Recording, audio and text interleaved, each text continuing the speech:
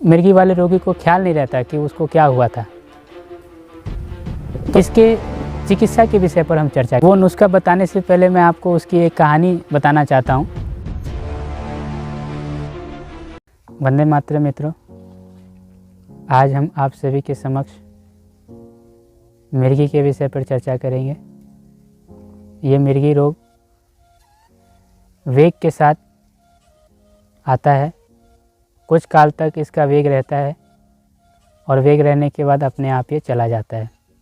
उस दौरान मुंह से झाग, लार आना, दांत ऐसे करके भींज जाना, और उस समय मिर्गी वाले रोगी को ख्याल नहीं रहता कि उसको क्या हुआ था।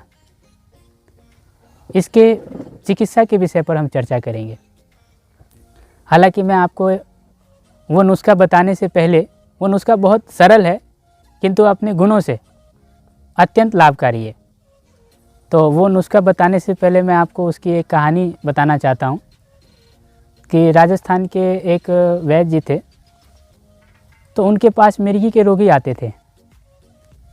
तो वो अपने जितने भी रोगी होते थे उन सारे रोगियों को वो प्रयोग करते थे और सभी रोगी ठीक होते थे। और उनके पास सुबह 5 बजे से भीड़ लगती थी तो शाम तक उनके पास भीड़ लगी ही रहती थी और मिर्गी के रोगी उनके पास काफ़ी आते थे और लोग ठीक भी होते थे।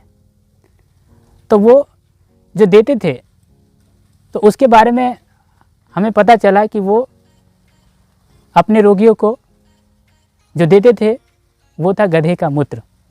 जी, मिर्गी रोगों में गधे का मूत्र बहुत ही लाभकारी है।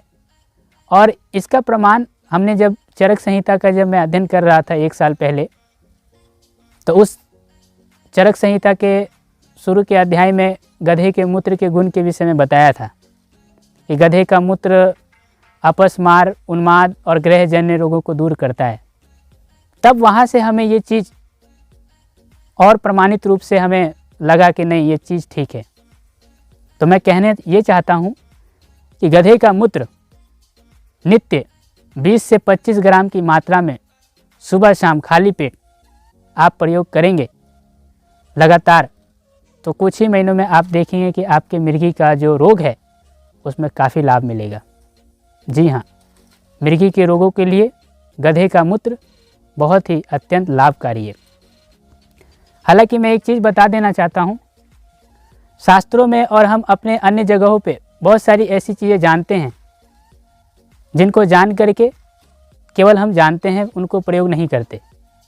तो शास्त्रों में जो चीज़ लिखी हुई है वो चीज़ हम जो सीखते हैं, यदि हम उनका प्रयोग नहीं करते तो हम वैसे ही हैं जैसे गधा अपने ऊपर चंदन लेके जा रहा होता है, लेकिन उसको लेकिन ये पता नहीं चलता कि वो अपने ऊपर चंदन लेके जा रहा है, वो उसको बोझा समझता है। तो ठीक उसी प्रकार से शास्त्रों में जो भी हम चीज़ पढ़ते हैं और उसका हम प्रयोग नहीं करते, तो एक तरह से हम शास्त्रों का बोझ ढो रहे हैं, ना कि हम उसका लाभ ले रहे हैं। तो मेरा एक प्रयास है कि आप सभी के समक्ष जो भी चीज़ मैंने जाना है अपने गुरुओं से, अपने इष्टों से, अपने धार्मिक पुस्तकों से, चरक सुश्रुत आदि के ग्रंथों के माध्यम से जो भी चीज़ जाना है, आप सभी के समक्ष एक एक चीज़ मैं प्रैक्टिकल रूप में प्रस्तुत करूंगा। जो प्रैक्टिकल रूप में मैंने किया है खुद अनुभव, वही मैं आपको बताने वाला हूँ। जय हिंद, वंदे मातरम।